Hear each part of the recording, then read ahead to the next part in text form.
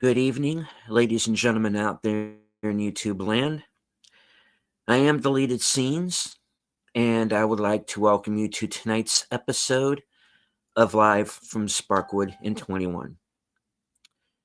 A tribute to a visionary director, the creator of Twin Peaks, the man who changed the way I looked at television, David Lynch, joining me tonight for this tribute. Superfan Last Call, Troy Pacelli. Hey there. And Netters Network. Good evening. Aged Boomer will be joining us later in the show. I want to say hello to everyone currently joining us on X. I cannot see you, but I know that you're there. And I want to say hello to those of you here joining us in the live chat. Channel member JPRPH1.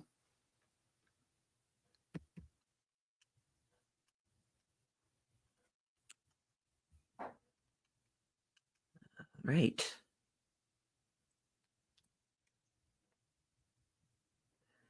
And everyone, make sure you share out the stream. Please do.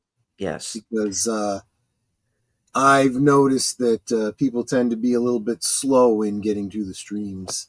And then they go, what did I miss? Well, you missed the last 20 minutes. That's what you missed. Indeed. So I figure I'll start it off. I first became aware of David Lynch kind of before I really came to know him. I knew his films before I was aware of him. I saw the movie The Elephant Man. I believe I saw it in theaters. I don't remember for sure, but I for sure saw it on cable. And I knew going in that it was a true life story of John Merrick. And I went into, I was kind of a weird kid, you know. If you asked me to pick the movie, mistake, because I was the kid who was like, 10 years old. I want to go see Gandhi. I want to go see Amadeus. I was a weird kid, But I liked, Raiders of the Lost Ark and Godzilla movies and horror movies and all that too. But I did have this side of me that seemed to lean towards this sort of arty side for whatever reason. And that's the side of me to which The Elephant Man appealed. And so not only was I seeing a David Lynch movie for the first time, I'm also seeing Anthony Hopkins for the first time. Oh, good point. So it was an interesting experience, to say the least. You had an opening to that film that was confusing to a youngster, to say the least. You have I understand now, watching that sequence, that this is a woman. This was, Merrick's mother giving birth to him, and it is a difficult birth. She may also be being trampled by elephants. I don't know. Yeah. Because it's the way that it is shot and edited together. That's what it looks like. But you go on with the film and you meet Anthony Hopkins' character, Dr. Frederick Treves. You also meet John Hurt as John Merrick in his Oscar-nominated role. And as with everyone else in the film, you might be at first horrified by his appearance, but as you go through the movie, you come to realize that this is a man who is, very intelligent, has, like I did, that kind of arty side, that wanted to write and wants to go to the theater, and so I found myself very quickly relating to him. And I think in the end that was kind of the point of the film. And Merrick, this real life man, he's very much the quintessential David Lynch character, this outsider looking in a way, Agent Cooper is very much an outsider when he comes to Twin Peaks, but as the story progresses, he sort of does become, one of the town folk.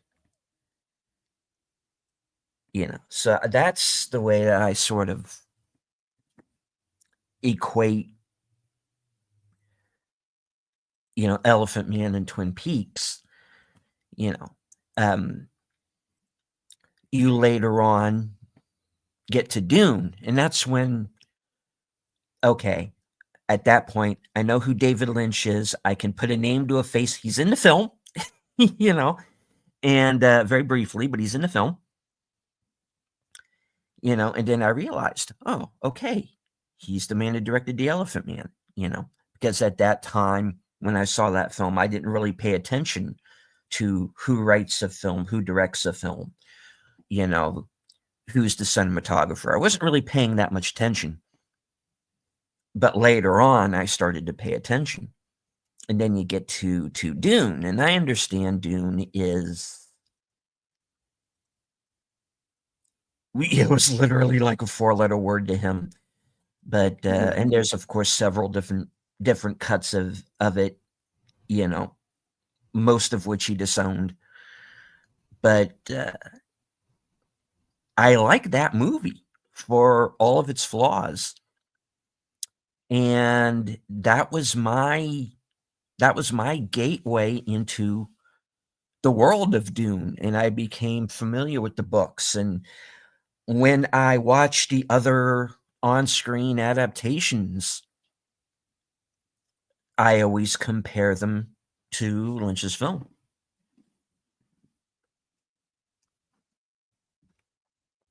And thank you, Nate, for the very much for the $20 super chat. To the mad genius David Lynch of the creatives in Hollywood, he was truly an artist, from painting to music, and tell us all the mind-bending stories. He was an artist to his soul, and we will all miss him. We will indeed. And Nate makes it a good point here. This man was an artist. He was a painter. He was a sculptor. He was an animator. He was a musician. His album, The Big Dream, I think is one of my favorite albums of all time.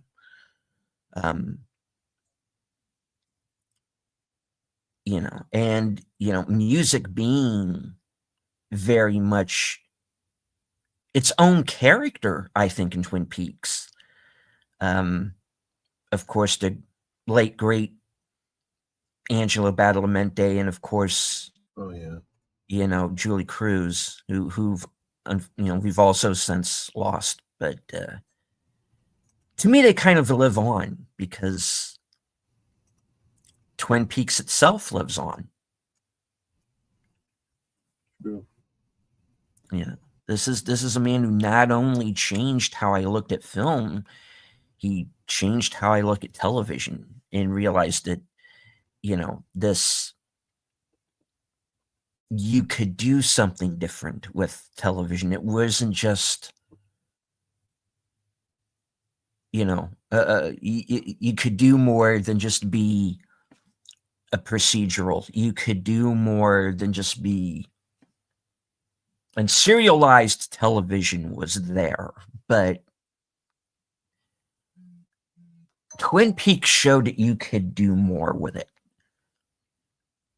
And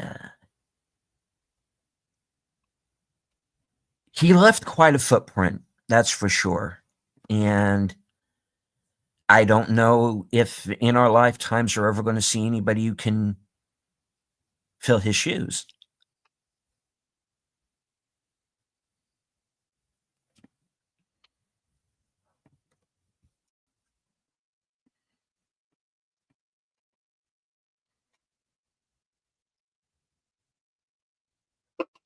Troy Nutter, you're Yeah. Well, Yeah. wait, I just see a comment from Tim Smith. He says, just read the book David Lynch's Inland Empire Explained on Amazon. Great book. I actually have it. I just haven't read it yet myself. Well, apparently it's a great book. Yes. oh, That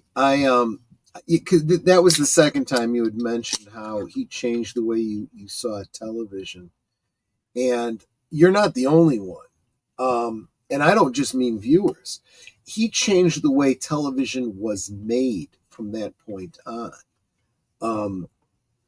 You pointed out how things were, procedural before then. And I mean, even look at, for example, any other franchise that people love, Star Trek, for example. Even when they were starting to do the Next Generation, right? For the most part, each episode of Star Trek stood on its own. You didn't have to have seen the previous one to understand what's going on today. And if you didn't see it until next year again, that's okay. You probably were still following things pretty well. There were some things that affected later stories, particularly, killing off a character, replacing him with someone else. But that was always true. There always had to be an explanation when a cast member was changed. With Twin Peaks, Lynch was drawing on, one could even say he was pastiching, if that's a word, possibly even parodying the late night dramas, like at the time was popular, like Dallas Dynasty, Falcon Crest, those kinds of things. Those were like soap operas, weekly soap operas told in prime time. So you really did have to watch episode to episode. And if you missed a bunch of episodes, you would be lost. The downside to that, from the network standpoint, which really made networks cringe at that, was, well, if a viewer doesn't have an easy on ramp, how do we get them hooked on the show? And if they miss a show and they get consternated because they can't figure out what's going on, they'll just leave. But again, this was, and Boomer likes to talk about this, this was in the days of must-see TV. You would watch, if you were into Dallas or Dynasty or whatever, you watched that every week. And if one of your friends missed it, you'd be telling them what happened so that they were caught up. And then maybe if, they reran the episodes in the off season, they could see the episode. We were also just starting to get into the concept of home video. It hadn't really taken off yet, but it was getting there. And that's why David Lynch, not only was he a pioneer and visionary for that kind of television, but he really butted heads with the networks over it. Very famously, he didn't want to solve the mystery of Laura Palmer. He wanted that to continue. He wanted that to be a through line throughout the series. And the network said, you've got to finish it off and start something new. And it really, really hurt the second season. I've gone back and rewatched the second season with that in mind. And the quality of the show is still there, but it's very clear that the narrative was hurt by that. David Lynch himself was not shy about talking about how upset he was with the networks over that. But the reason I go into all of that is because I wanted to point out how Twin Peaks was such a phenomenon at the time that it not only, impacted the networks to go, oh, well, we need more stuff like that, but there were more directors and writers that were fans of Twin Peaks that were inspired by it. And honestly, you wouldn't have the X-Files, you wouldn't have Lost, you wouldn't have, really anything that came out of the Bad Robot TV when it was good and enjoyable, if it weren't for Twin Peaks. And in a lighter note, what was that comedy drama about a small town in the Northwest? Everwood. Well, okay, no, I wasn't thinking of Everwood, but that's one too. No, Northern Exposure. Northern Exposure. Yeah. Okay, I never saw that one. But all of these things were directly influenced by Twin Peaks, and then we could go on and on about games. Yes, thank you, Tim. Tim got it. What is it, John Wake or someone Wake? And some other Alan games Wake. that are. Yeah, that's it. And to say that he changed the way people looked at entertainment is it's almost an understatement. It reshaped, and a lot of even if you weren't a Twin Peaks fan, even if you weren't a big David Lynch fan, you have no idea how much he impacted the entertainment you came to love since then.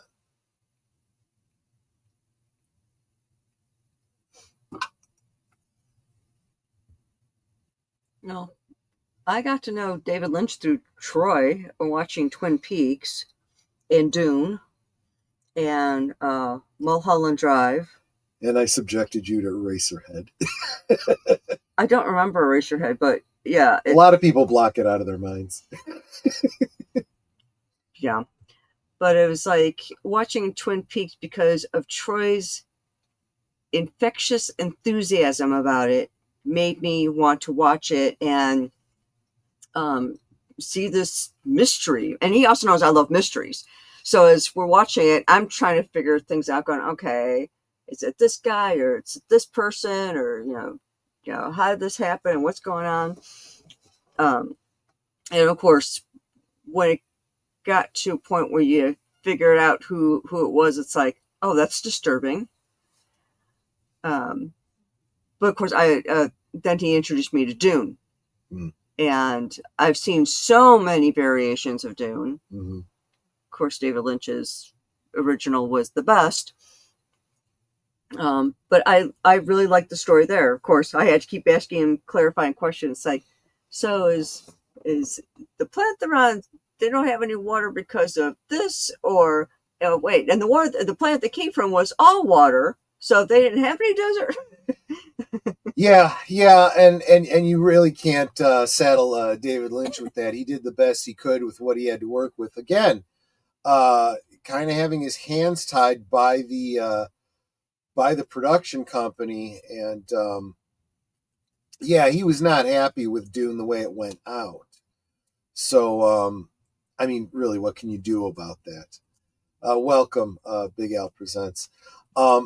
But actually, what Netter said makes me want to circle back, because Deleted, you were talking about how you first experienced David Lynch. I kind of jumped ahead to the television element, but I came at David Lynch in a parallel way to you, but actually kind of different, because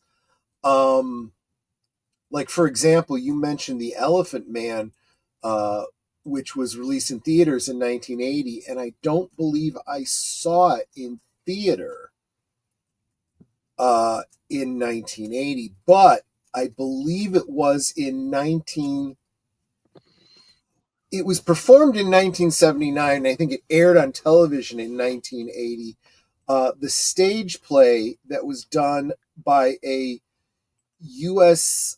Canadian television co-production. It starred Philip Anglem, I believe is his name. Yeah. What was incredible about that is, for everybody that wants, awesome makeup effects and CG and, everything needs to be perfect. This was done as a stage play. The actor playing Merrick has no prosthetic makeup at all. He's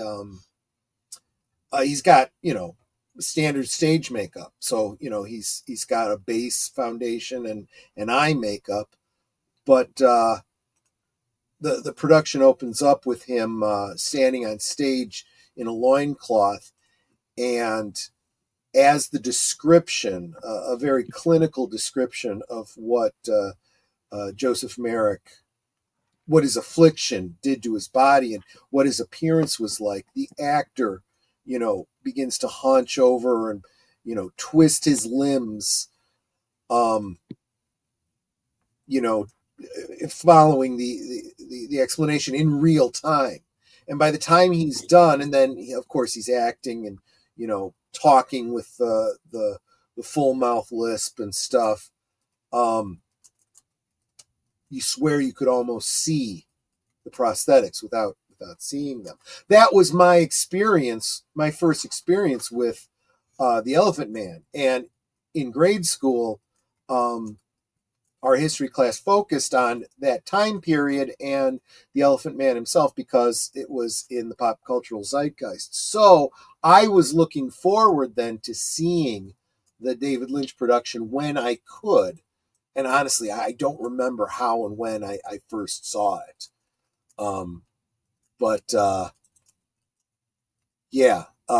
That was how I came to the Elephant Man.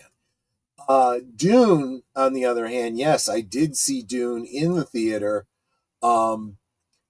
At the time, really didn't know. So here I am, not really knowing who David Lynch was, right? From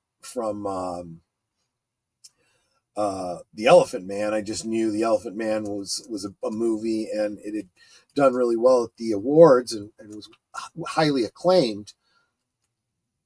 I saw Dune, and Dune was really riding the wave off of Star Wars.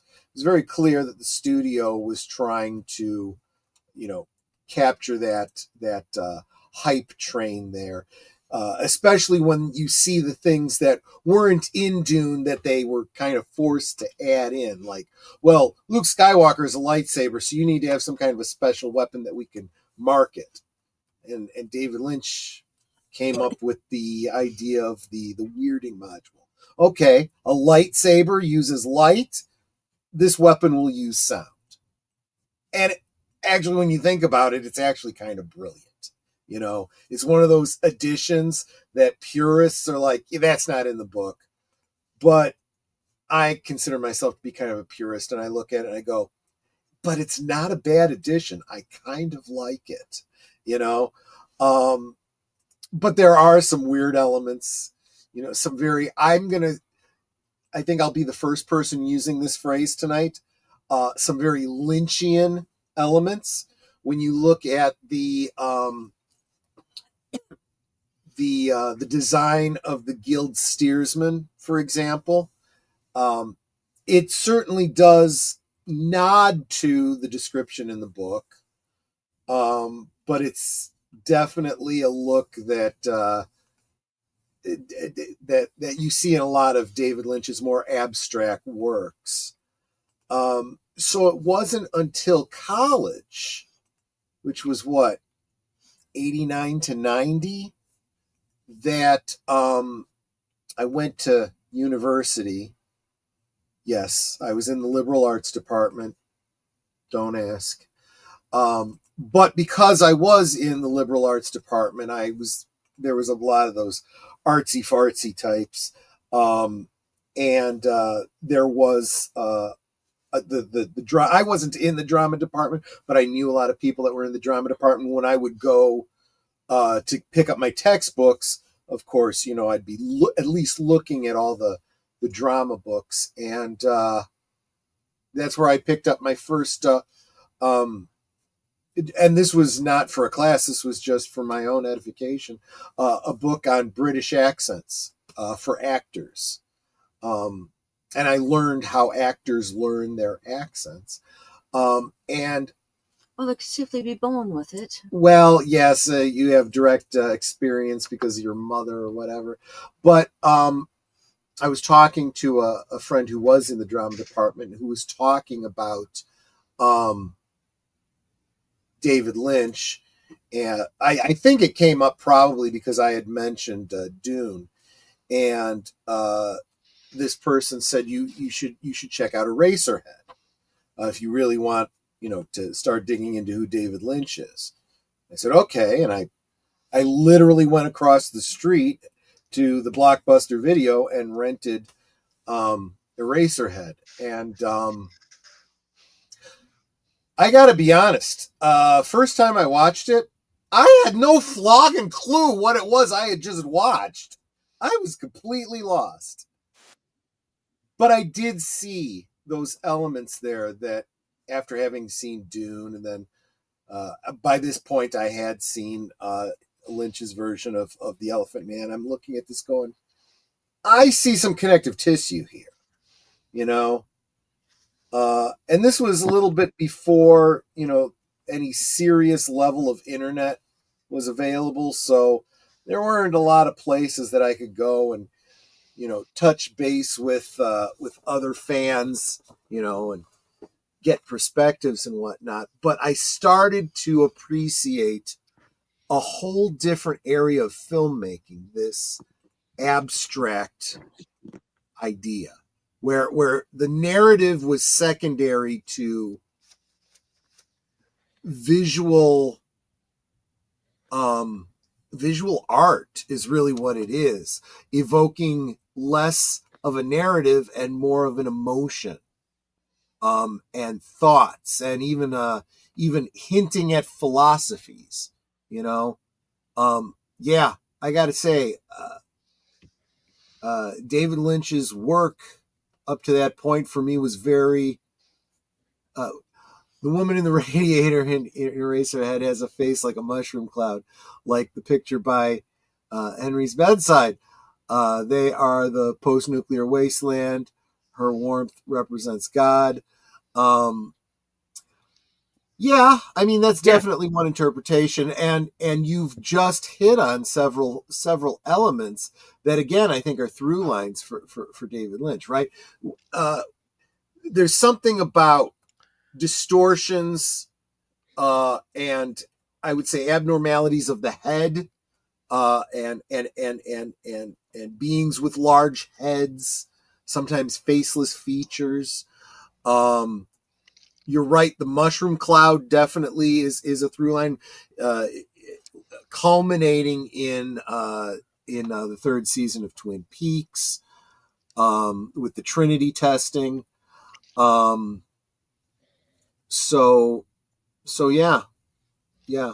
I have my own interpretation of what's going on with Eraserhead. Maybe a little surface level, maybe a little too literal, but we'll focus on that. Definitely get to it.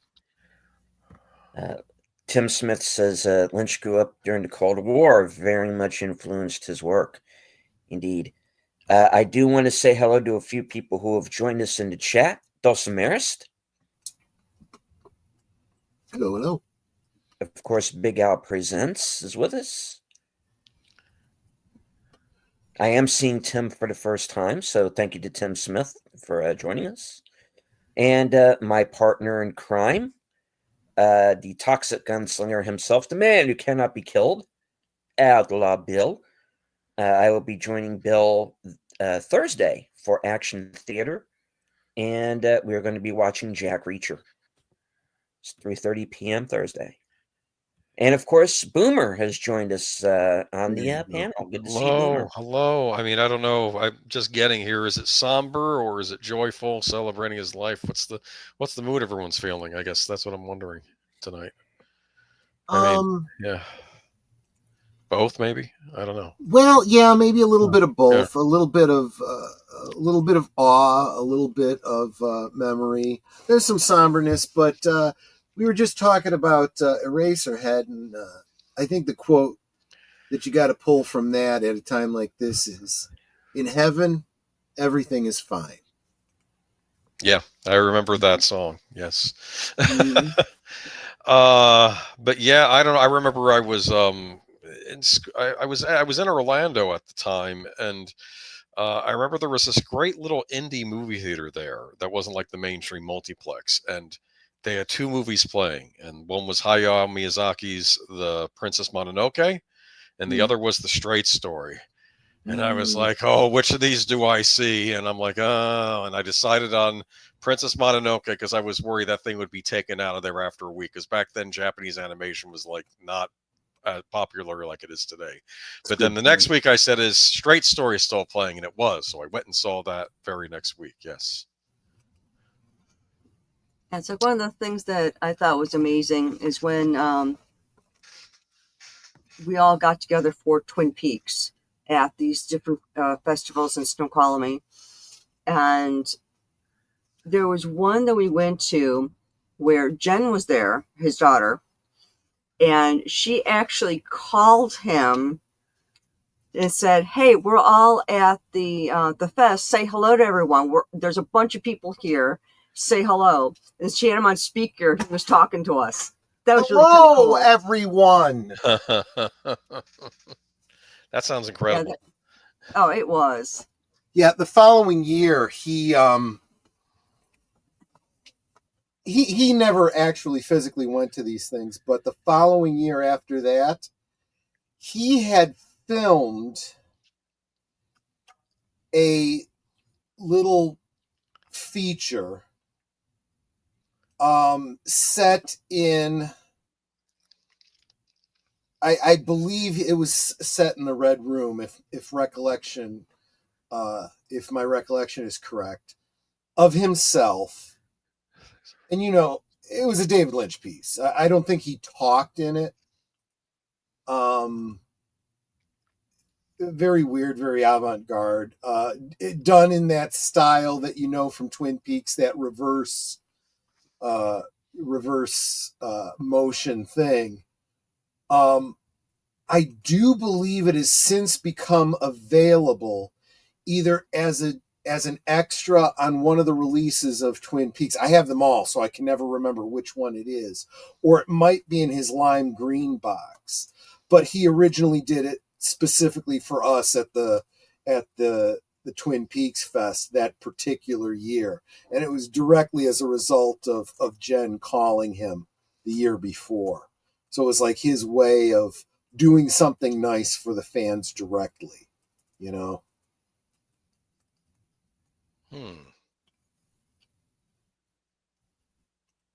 That was kind of sweet. Yeah. All right. Tim in the chat saying thank you.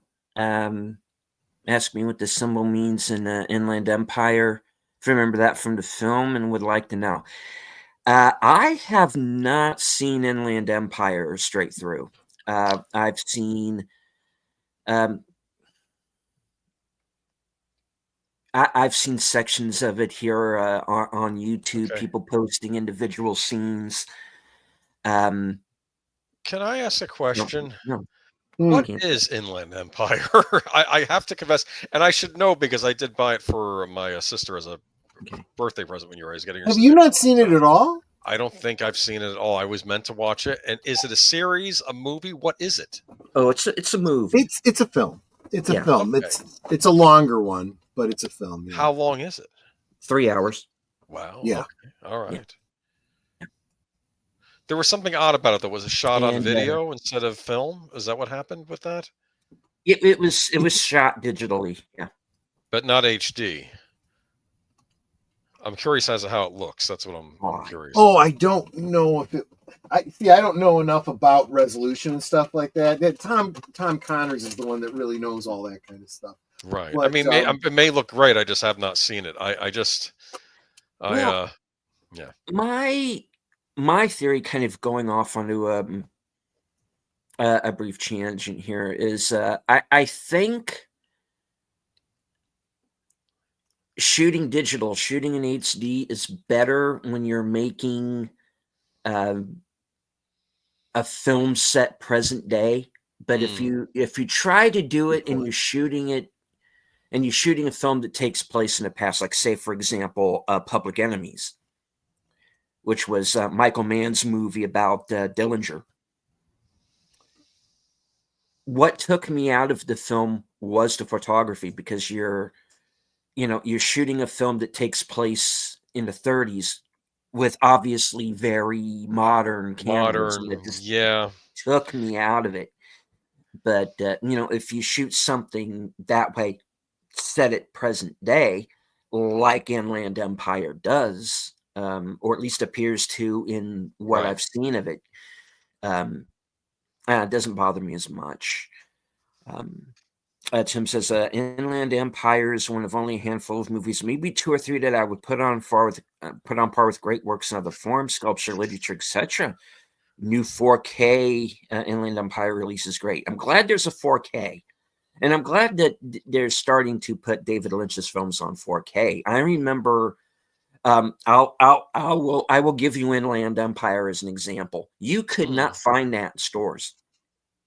Yeah, it's very difficult. I must have done it mail order or something, because I don't know how I got my hands on it exactly, but yeah. So, like I've mentioned before, a lot of once I had discovered David Lynch, the benefit of having worked for a video store, I was able to get a hold of obscure films that wouldn't otherwise. I don't want to say they wouldn't be available, but you wouldn't see them in retail locations. If you went to your average video store, if you went to, wherever you bought videos at, you wouldn't see them. But they were absolutely in the wholesale catalogs. If you worked at a video store and you were the buying manager, you had access to it, but most people didn't know what it was. So I was the only one who would say, you know what? This is an independent filmmaker. It's weird. I know you're not going to, rent a lot of them, but it's maybe not a bad idea to have one of his films, one of each of his films. I mean, not, just one David Lynch film, available, so that some college student comes in who's, working on his drama thesis or something, whatnot. And they actually got more play than you would expect, especially after Twin Peaks came out. And it didn't hurt that I was, there at the desk when people would ask for recommendations. I go, look, if you're looking for something different and you like Twin Peaks, you might want to try, and I'd give them a suggestion of something like, Inland Empire or whatever. Just keep in mind, it's not as straightforward as Twin Peaks. Well, Twin Peaks is pretty weird. Well, this is really weird. Well, you know what? I'll give it a try, And honestly, I think that's the heart behind independent film, right? The director, the creator of the film, is just trying something out. So you have to go at it with that kind of a spirit. My opinion.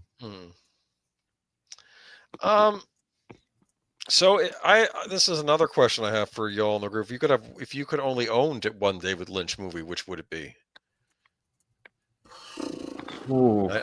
This is going to be a tough one. One David Lynch movie. Troy owns, I think, all of them. If you could only own one. I don't know that I own all of them, but I own a lot of them. I think I've pretty much gotten you every David Lynch film, including some of the collections of short films. I mean, let's think about what there is, right? Okay, so we got Inland Empire, we got Mulholland Drive, we got Blue Velvet. Blue Velvet, right? Firewalk. I'll count the Firewalk. Twin Peaks Or movie. all the one in the green lime green box. Well, Elephant Man. There's let's see, Wild at Heart. Racerhead. Wild at Heart. Lost Highway. Lost Highway, right? Yeah. And you know what? And I think this might be my choice. Industrial Symphony number 1. Industrial Symphony number 1. Industrial Symphony number 1. I Yes. can see that. Yeah. I think I still have the VHS of that. Oh, I think I do too, actually. He also released it on DVD in the lime green box. So, you see, yeah. I don't have the lime green box. Is the thing. I need to get that. Yeah. There's a lot of great extras for some of those films that we were just talking about too. In that one. What one movie would I pick? There was a time when I would have said Blue Velvet. There was a time when I would have said Fire Walk with Me. But the one that I keep going back to in my mind is Mulholland Drive. Interesting. That was a head scratcher. Yeah, but it is. But I think I have figured out. I mean, I know what it represents to me, which I think in the end was kind of the point of it. That it is. It does. Do my theories behind that film explain everything? No. My theories behind season 3 of Twin Peaks, even though most of those theories ended up being wrong, and those did not completely explain everything, and I never expected it to. True. The one that always throws me, and the one that I need to give a rewatch to, is Lost Highway. Oh, see, that's my pick. Yeah. Go ahead. Well, go ahead, Boomer, please. Here's what it is. With me and Lost Highway, I have a lot of history with this movie because I remember when I was kind of starved for a new David Lynch something after Twin Peaks, because I watched Twin Peaks, unfortunately not as it aired, after it aired, when I got my hands on the VHS tapes, the that one set that came out that had a bunch of episodes on each tape, and then I watched Fire Walk with Me, and I'm like, well, what is Lynch up to now? And then finally Lost Highway was coming out, so I want to say I saw that in the movies, but I don't remember. I think I did. I know I saw it in the movies and also on videotape a couple times. And I remember, too, I had the soundtrack to it, that wonderful soundtrack, which was one of the first CDs I actually bought, because I was kind of not much of a music buyer. And then even when I did buy music, I would get an audio tape because I didn't have a CD player, but I bought Lost Highway soundtrack on CD with a lot of the I guess the Nine Inch Nails stuff and Marilyn Manson and all this other really weird soundtrack. And but that movie just it stood out to me. It's like it's like that wonderful time of the late 90s when like independent movies were all over the place. And I'm not even saying Lost Highway was an independent movie, but I kind of throw it in with all the rest of them. How like you would go to the movies to see something different. Like you weren't I wouldn't necessarily go to the movies to see the mainstream blockbuster. I was trying to see these more odd features that would get released. I mean, even companies like New Line, they would release weird stuff like Dark City. That was not a normal mainstream movie, but they gave it a budget and put it out there. And but I really did enjoy Lost Highway. Patricia Arquette's in that, Balthazar Getty. Patricia Arquette in that dual role.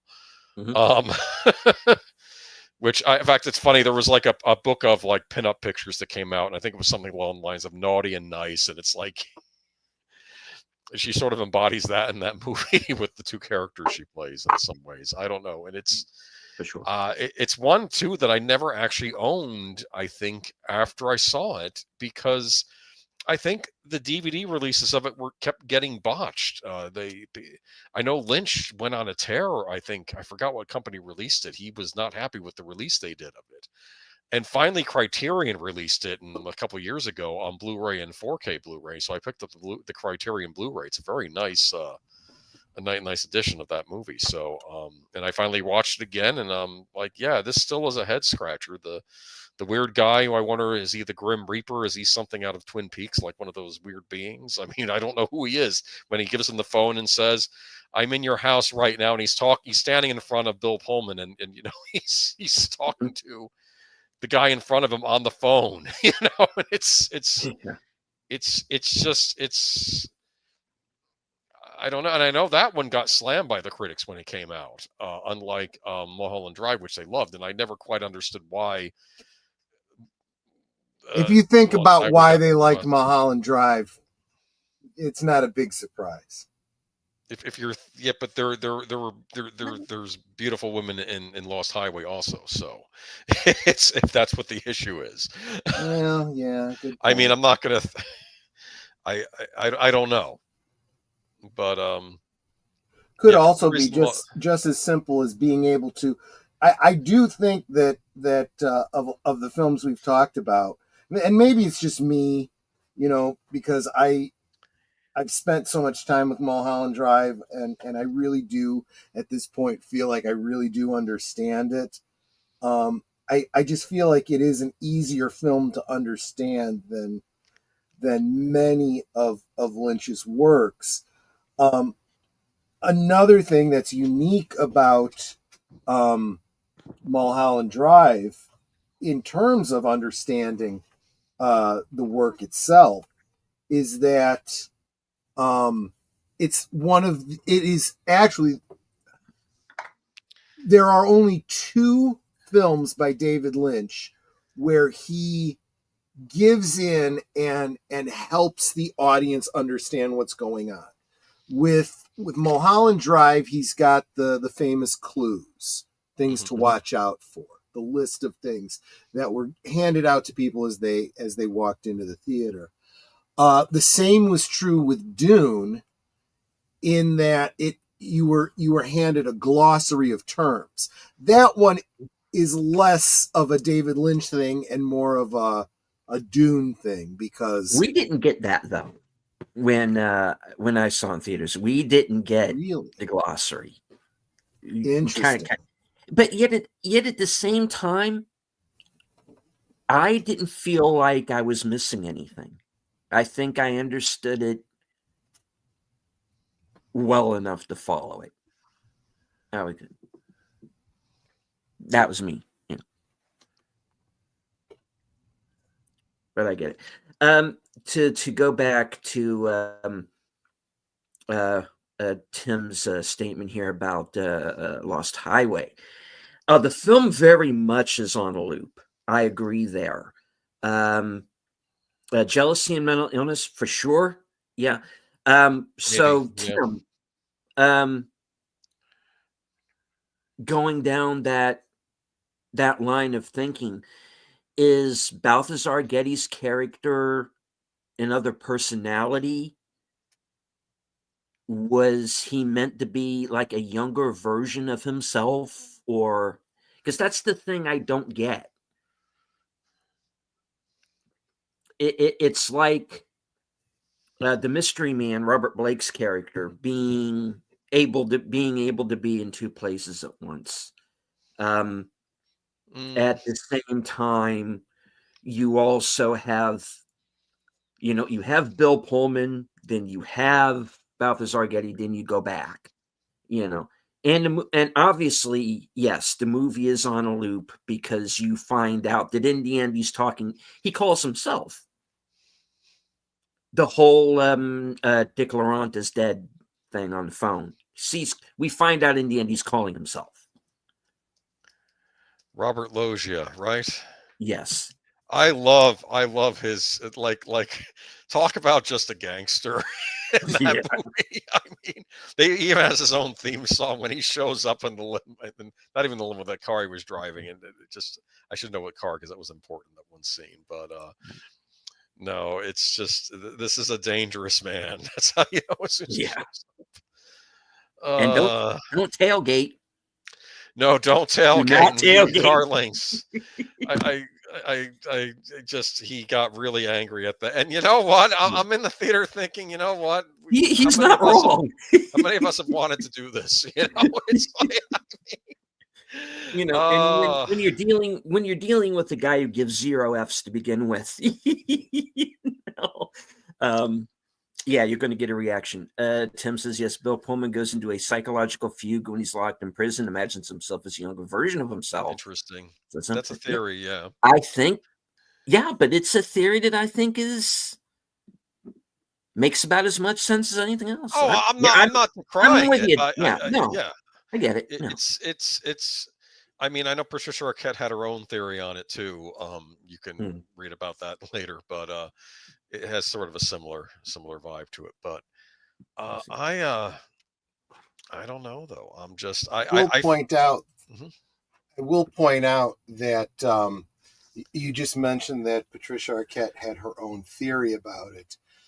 I would caution people that want to use an actor in a film and their opinions of it. Oh, I'm not saying she's right. I just thought it was an interesting. No. Yeah, but I just, it gave me the opportunity to make a more general statement. Yes. My opinion, and I think a lot of classically trained actors would agree with me on this, is that an actor is to the film what a canvas is to a painting. Right.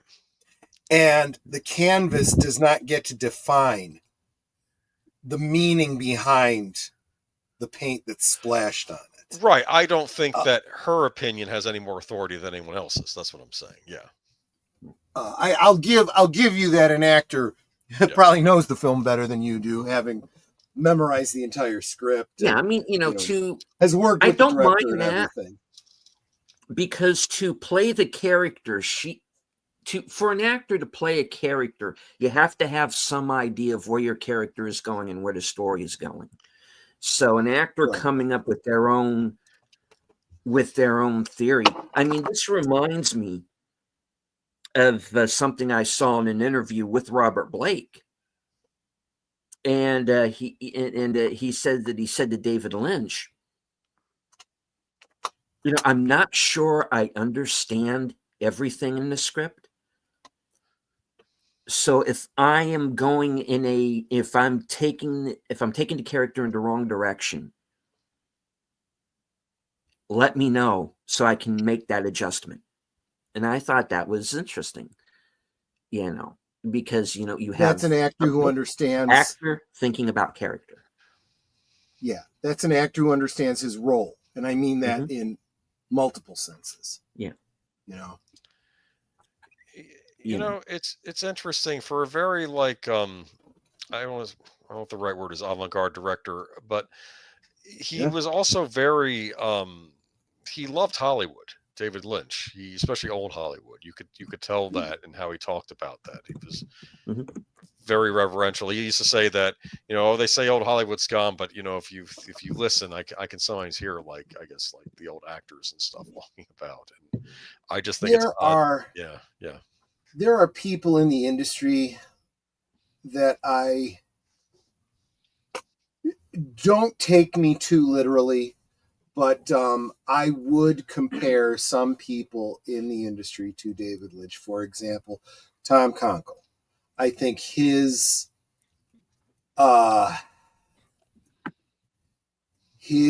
view of the entertainment industry, his view of Hollywood, especially old Hollywood, very similar, or at least parallels David Lynch's. Even in, I'm going to take this even further.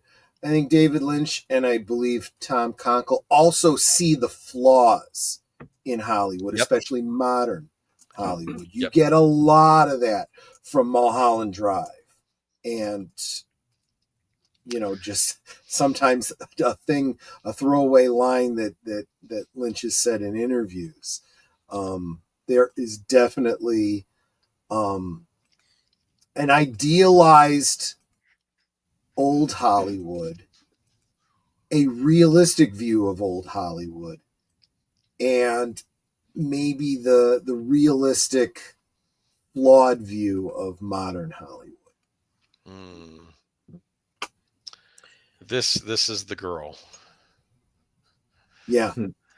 And the odd thing about that movie was that it's Melissa George playing her, and I suspect that Melissa George in real life was passed over, even though when she should have been the lead, and for other people who weren't, because and it's, I don't know. Hollywood is a haunted city. Oh, Yeah. you see. Hollywood Lynch is a is haunted right. You city. can feel and everything in certain moments, but I wonder, is that Hollywood finally gone with those fires? I don't know. And I just think it's I think it's just becoming more haunted. Well, yeah. I don't know. So did Hollywood totally burn to the ground? No. Yeah. Although the fires are still burning, I mean, but yeah,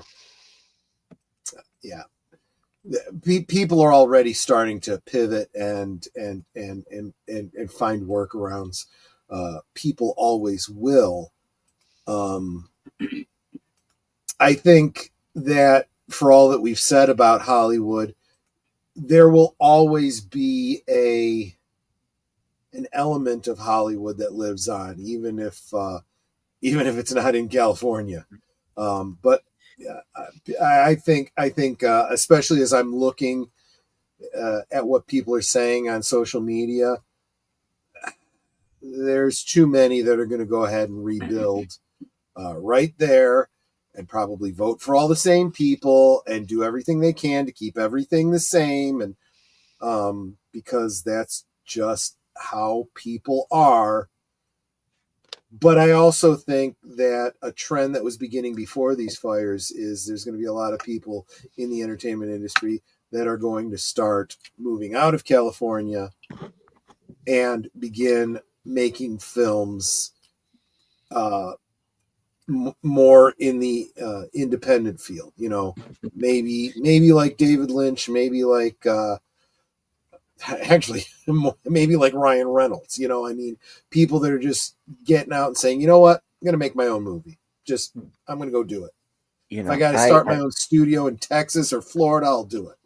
Yeah, I'd mentioned that on another show, was that you are going to see people branch out and go and shoot in Georgia. I wouldn't be surprised if film production in North Carolina began to increase. I think we are going to see, like you said, you're going to see more independent films. You're going to see more smaller budgeted films, because I think this is the year where the bubble is going to burst when it comes to these exorbitant budgets, and realizing that, we can't take entire films and reshoot them. We don't have the money and we're not making it back. Do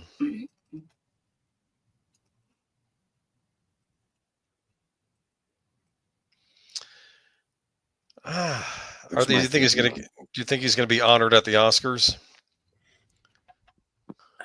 He should be. Whether he will be or not, I don't know. I know they did give him a Lifetime Achievement Award a couple of years ago, didn't they?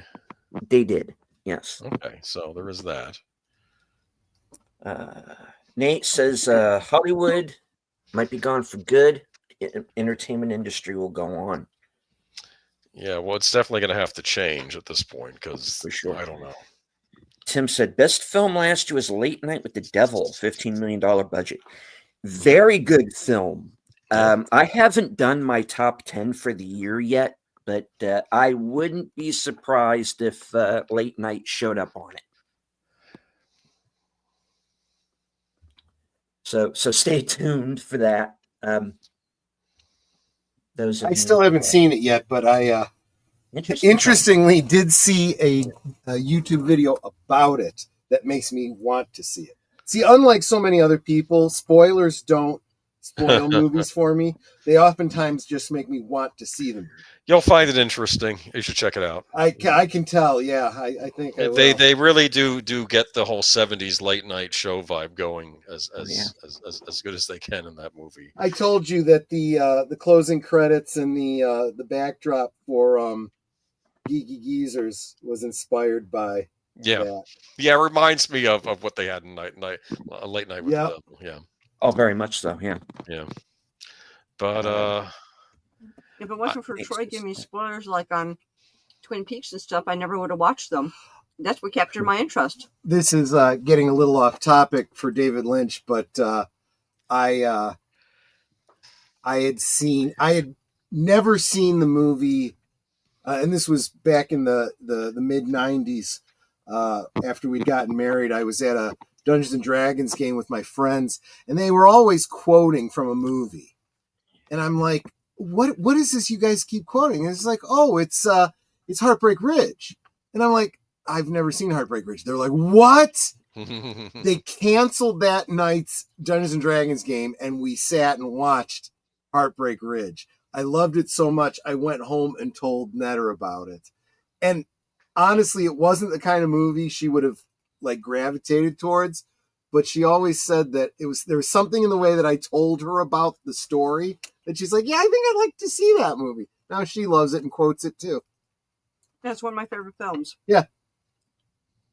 Hope it's nothing that's going to keep you out of the next war, sir. Yeah, exactly. And of course, if anyone wants to see Troy Netter's rewatch that I had the pleasure of being a part of, along with Vashnar, who's a Twitch streamer usually, but so you can go back and catch that episode. I think it was last call, right? Because you hadn't started. At the time, I hadn't started my Monday Night the Movie, so yeah, I'm pretty sure that it was last call. I know. Yeah, I don't think it was on mine because I'm doing alphabetical now, but this is like going into my second or third year alphabetical, so yeah, it couldn't have been me. I'm just now getting into the H's.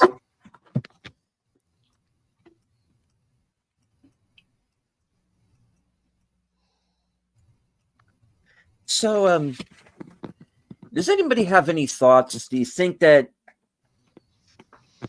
I haven't heard anything. I know that he was working on another project that he had to, of course, at that point, his health being what it was, he had to direct remotely. Do we have any more? I got to look it up because I forget what it was called. Do we know if that was a completed project or? All I can tell you right now that I know of is the name of the project was something called Unrecorded Night. It's listed as a TV series, but I'm wondering if that doesn't mean it was some sort of a streaming deal. Huh. It was supposed to be 13 episodes. I don't have IMDb Pro, so I can't get any more information on it than that. But I don't know. It makes me hope that they were mostly finished with it, or that someone was involved that could pick it up and finish it, because I'd be curious. His daughter, maybe Jem will pick it up and finish. I mean, that's true. I'm not sure how much she's still working on. Well, she's still writing and directing, especially for TV and streaming and whatnot. So I don't see why not. actually think What- she'd be excited to carry on her father's work. What was the title again, Troy? It was called Unrecorded Night. Recorded Night. Okay. That sounds kind of creepy. Yeah, I know nothing about it.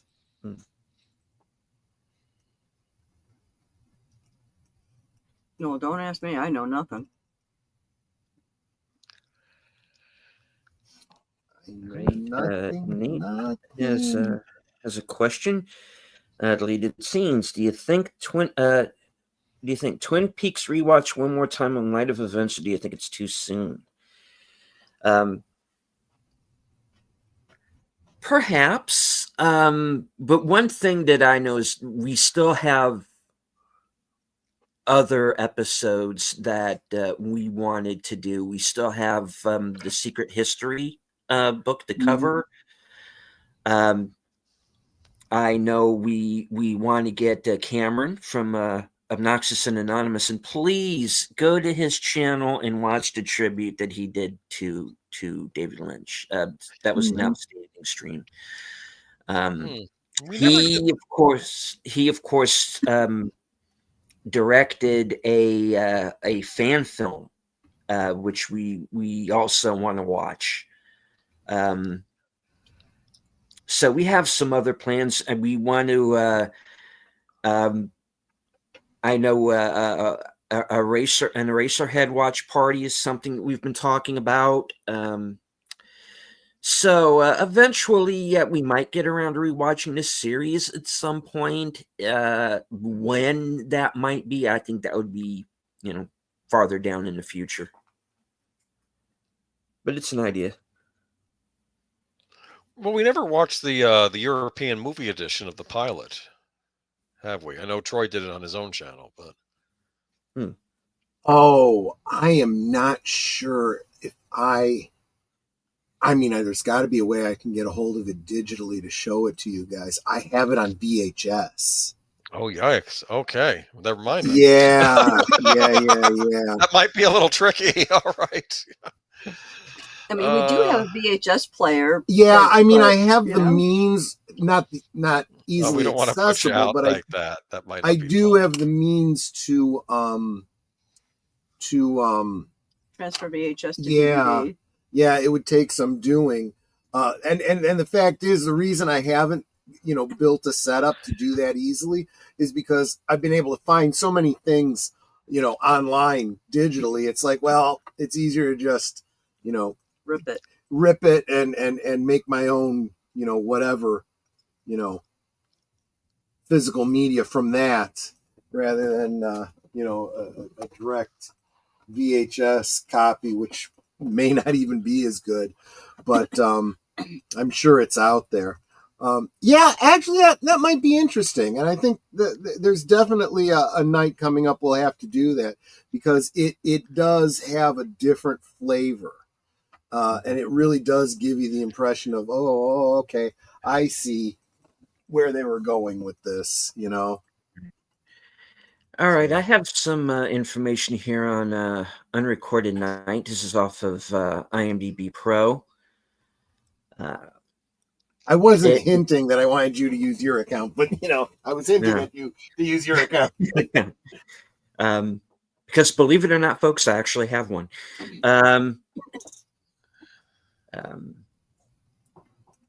And please see Chris Rupert's Transient on Amazon. Anyway, I gotta plug the movie I backed, folks. All right. This is your associate producer speaking. Thank you. Okay. Let's see. It does list David Lynch as being the writer, director, and sound designer. Interesting. It has the same cinematographer as season 3 of Twin Peaks, Peter Deming, and the same producing team.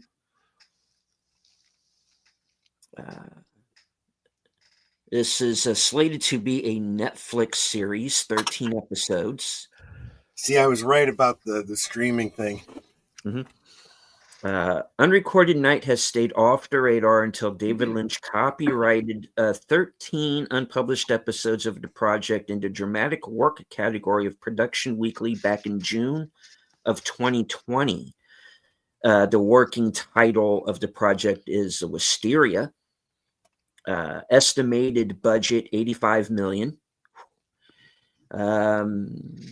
Production Weekly lists 2 production companies for Unrecorded Night. The recently incorporated A2K Productions Incorporated and Twin Peaks Productions Incorporated, which of course previously produced Twin Peaks Fire Walk with Me, Twin Peaks The Return, and On the Air, which was also a great sitcom that he did that was short-lived.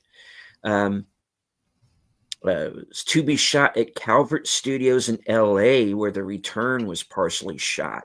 Mark Frost has denied all affiliations with the project. So this was a Lynch on his own here.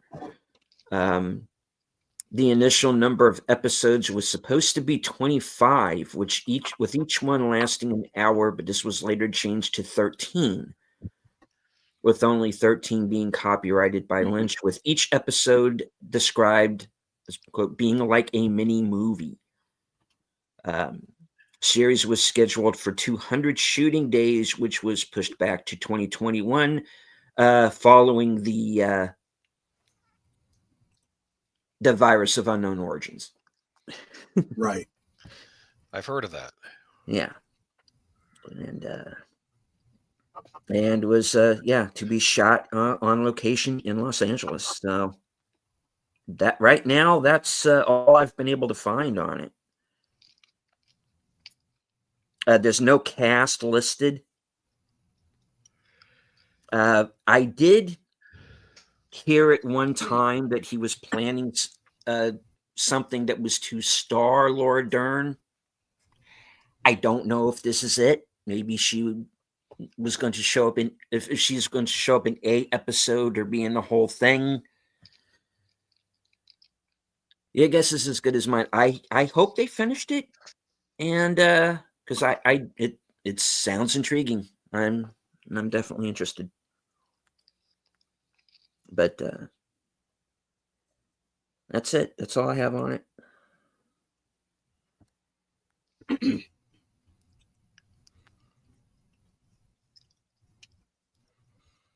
Well, that sounded interesting. Yeah. Well, the mystery of it actually makes it Yeah. that much more intriguing, you know? All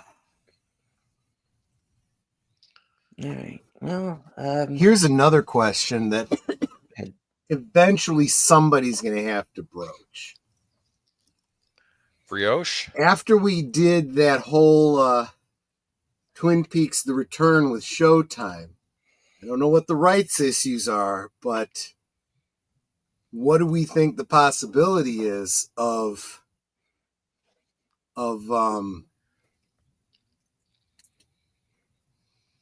Showtime deciding they want to go ahead with another season and conscripting Mark Frost on it? And do we even want that? What about a reboot? absolutely No, not. we definitely do not want a reboot. Definitely do not want a reboot. It could be like a CW version of Twin Peaks. God. Just. Well, I do feel like... This goes back to the question that I had. You know, you have. Here's the thing: between the original series and The Return, you have a number of actors that have passed. Yeah. You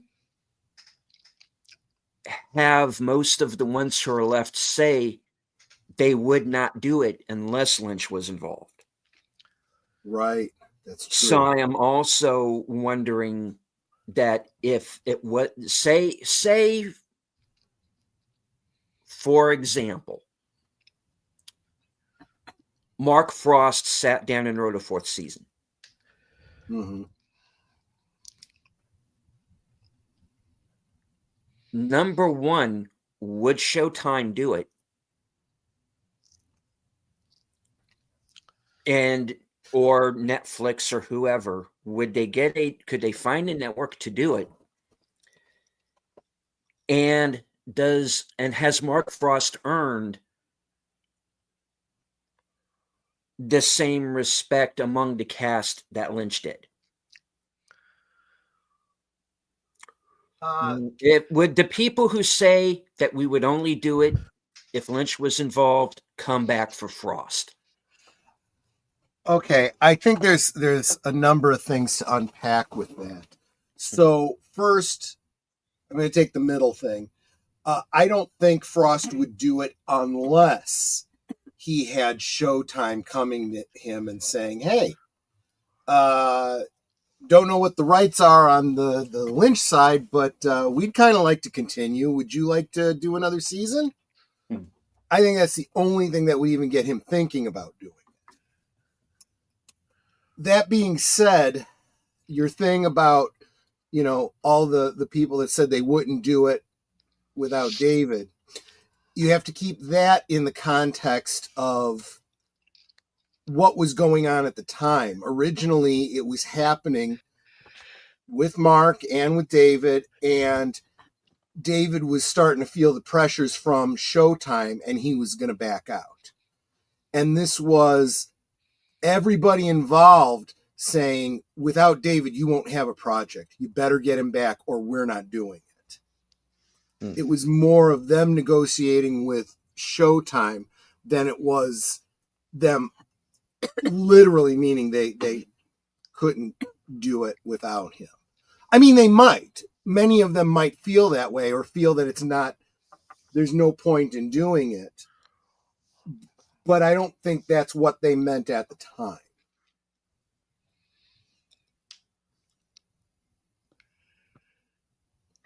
I mean, but again, for me, I think it still comes back to, again, and I'm the one that brought up the question, do we want them to do that? Maybe we don't. I don't know. I don't know. I don't know. I'm thinking maybe leave it But as it but then is. I guess there was one other question you asked that I should answer. Does Frost, has he earned the right or whatever? And I'm going to say that based on the books that he did and whatnot. Yeah, I think so. If anything, we might lose some of the Lynchness of it, but we would definitely get more of a. We'd get more straight talk. I think the average view. So there's no guessing what he meant. Well, no, I'm sure he would still be cagey about it, but I think it would be easier for the normies to follow. What about that prequel idea you had, Troy? Like them doing it about everybody when they were younger?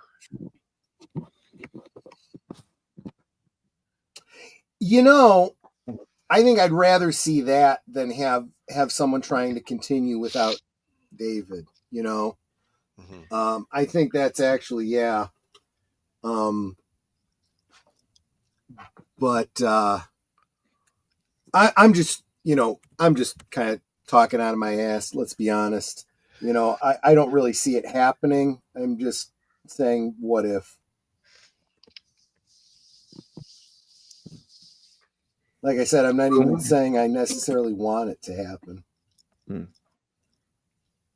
Boomer, I think you should take this one. Sightings of Flappy have been popping up all over. Some rumors he's going out of hiding to pay his respects to David Lynch. I've heard many stories that people said he died, but then people see him. It's like Tupac and Elvis. I was just gonna say like Elvis, yeah. In fact, if you saw, I don't remember whose show it was that Tom Connors was guesting on just recently. They were looking at. This was just before they took TikTok down, which, by the way, I understand is back up again. But they were looking at a video about Elvis, and some of the footage. Tom Connors is like, "Oh, is this like Elvis is still alive type footage? You know, like Elvis and Bigfoot type stuff."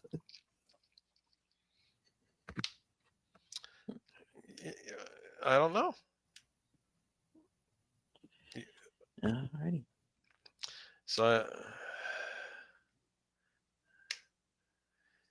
yeah, I mean, I understand that too. Yeah.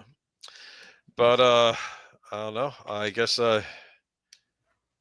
that's all she wrote until next week, right? I don't know. Yeah. I mean, we will. honestly, we could go on and on about David. It's just, you know. I mean, Yeah. Well, it's fortunately, we're in a bit of a time crunch this evening, as and in a needless way, to the whole show yeah, is about that. As we yeah. go forward, we're always going to be talking about David. So it's not like, you know, this is a one and done sort of thing. Mm-hmm. All right. Of course, you know, I mean, we are going to be back next week. I'm sure we'll have some other memories. We'll definitely have some words to say. We are definitely going to do some rewatches on the films, you know, and I know we've kind of short shrifted the other television shows that he was involved with. On the Air certainly comes to mind. The documentary series that he did for Fox with Richard Dreyfuss, which I thought was excellent, short-lived, but very well done.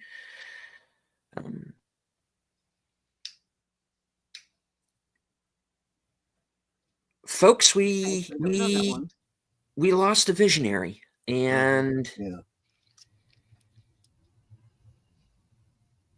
but his work will live on, and they will live on with his fans, and that's why we did this show to begin with, because we were fans. Yep. It is up to us when people like David Lynch pass. It is up to us to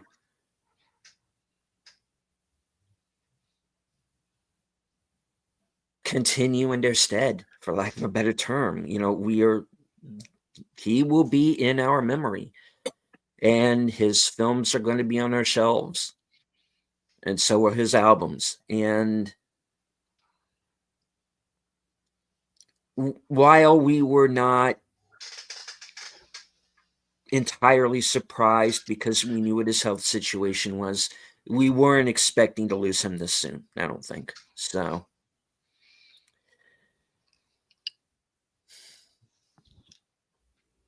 as you can tell, I'm still at something of a loss for words. And you know, there have been other tributes on other channels. Please go and seek them out, especially Cameron's channel, Obnoxious and Anonymous. Subscribe to his channel if you have not yet done so. Charlotte Nightstar did a nice Charlotte little musical Nightstar, tribute. yes.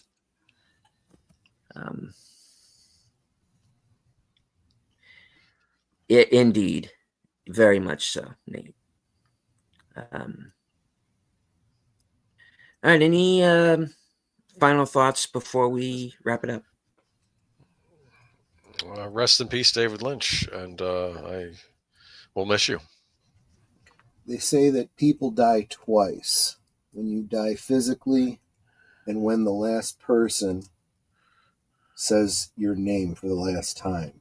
And I do believe that it's going to be a long time before the last time that someone says David Lynch's name. So in that regard, he's absolutely going to be with us for a very long time.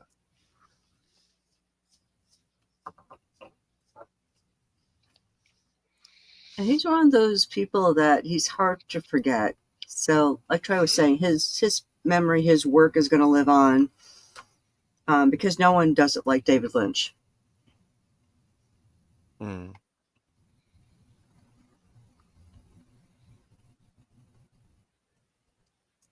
All right. I think that's as good a place as any to wrap it up for this evening. Please join us next week at our regular time, 8:30 Eastern, 7:30 Central, as we delve deeper into the world of Twin Peaks and the filmography of David Lynch.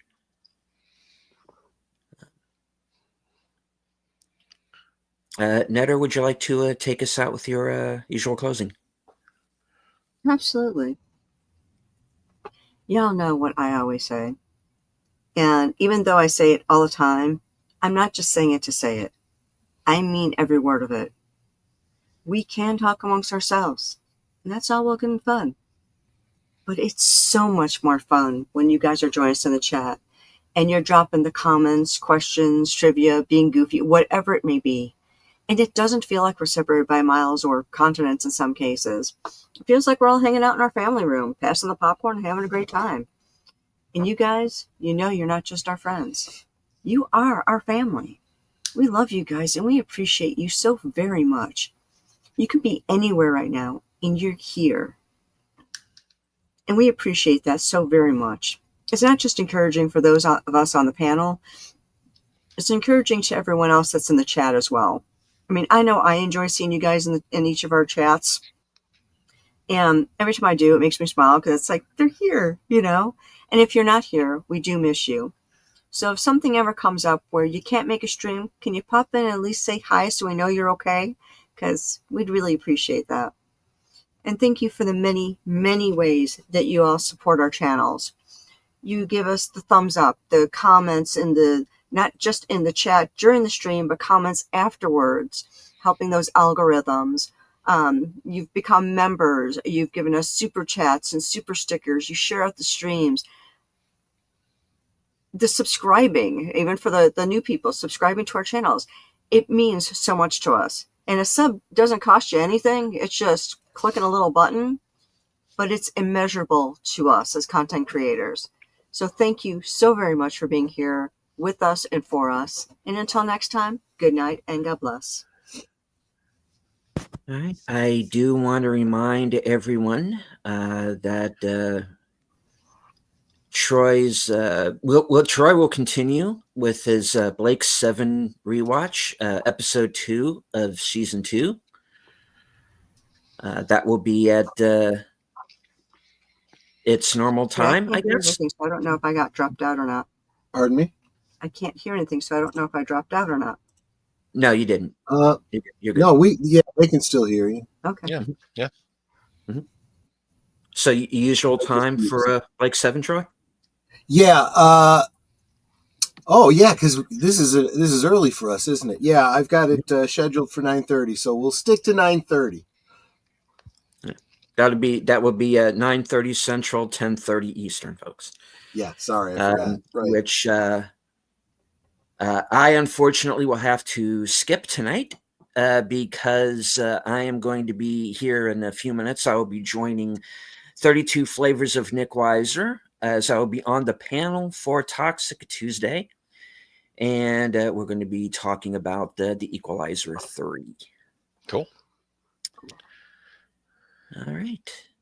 So thank you to everyone who joined us, both on X and on here in the chat. From HQ, the corner of Sparkwood in 21, and all points north, south, east, west, and beyond. Good night. Take care. Stay strong. Be safe and healthy. Stay warm, because I know it's snowing outside where I am. Because this is how we win.